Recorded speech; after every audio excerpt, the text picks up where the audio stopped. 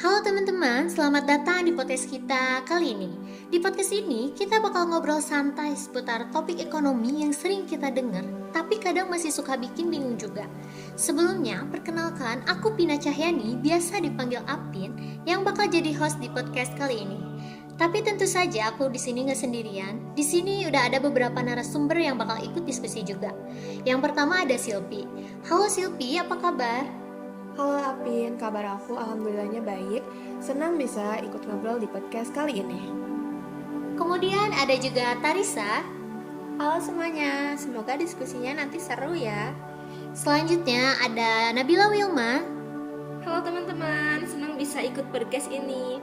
Dan yang terakhir ada Dimas. Halo semuanya, semoga obrolan kita hari ini bisa nambah wawasan ya. Di episode kali ini kita bakal ngobrol santai tentang ekonomi. Nah sebelum mulai aku mau tanya dulu nih, kira-kira ada yang tahu nggak sih apa itu pertumbuhan ekonomi? Kalau menurut aku sih, pertumbuhan ekonomi itu kayak peningkatan kegiatan ekonomi dalam suatu negara. Jadi, produksi barang dan jasa makin banyak dari waktu ke waktu. Benar banget, biasanya pertumbuhan ekonomi itu diukur dari peningkatan produk domestik bruto atau PDB suatu negara dalam periode tertentu, misalnya per tahun. Oh, jadi kalau PDB meningkat berarti ekonomi negara itu lagi tumbuh ya? Betul banget, kalau PDB naik, artinya produksi barang dan jasa meningkat. Itu menunjukkan aktivitas ekonomi masyarakat juga meningkat. Tapi bukan cuma soal angka PDB aja sih. Pertumbuhan ekonomi juga bisa dilihat dari meningkatnya pendapatan masyarakat dan kesempatan kerja.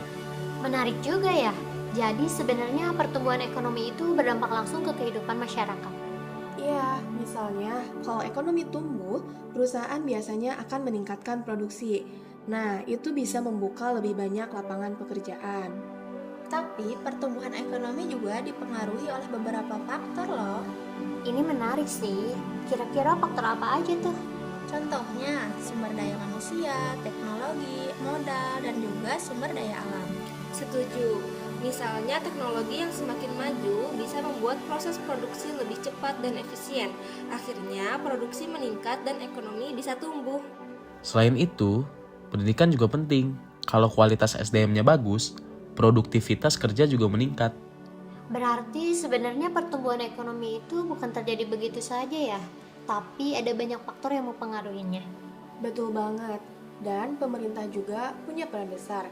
Misalnya, melalui kebijakan ekonomi, pembangunan infrastruktur, dan investasi. Kalau infrastruktur bagus, distribusi barang menjadi lebih lancar. Itu juga bisa mendukung pertumbuhan ekonomi. Wah, ternyata pertumbuhan ekonomi itu luas juga ya pembahasannya. Mulai dari produksi, teknologi, sampai kebijakan pemerintah. Iya, dan yang paling penting, pertumbuhan ekonomi diharapkan bisa meningkatkan kesejahteraan masyarakat.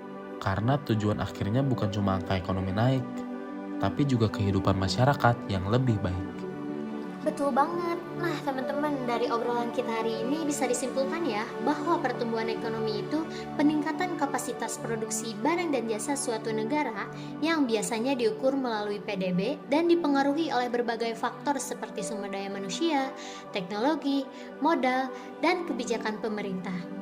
Oke, sepertinya cukup sampai di sini dulu ya podcast kita hari ini. Terima kasih buat teman-teman yang udah ikut diskusi hari ini. Sampai jumpa di episode berikutnya. Dadah. Dadah!